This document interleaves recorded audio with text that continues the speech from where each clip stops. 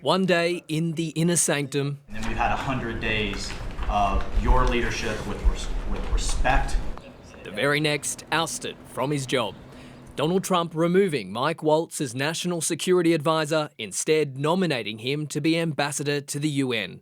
Mike Waltz says he's deeply honoured. I would view it as a demotion, yes. I would also say that being ambassador to the United Nations is an important job, but it's also one that's not nearly as close to the president on a day-to-day basis. The media wants to frame this as a firing. Donald Trump has fired a lot of people.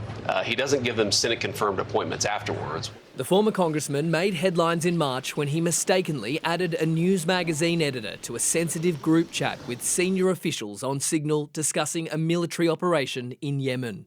I take full responsibility. I built the group. My job is to make sure everything's coordinated. It's embarrassing, right. Yes. We're going to get to the bottom of it.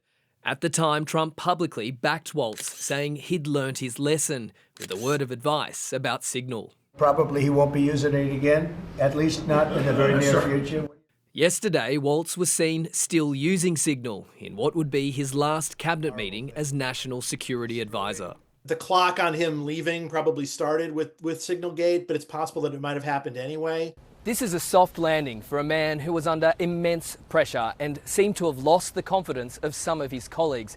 But there's no guarantee he will in fact be the ambassador to the UN. He needs to be confirmed by the Senate, and Democrats say that process will be brutal. Secretary of State Marco Rubio will now be National Security Advisor as well in the interim. When I have a problem, I call up Marco, he gets it solved.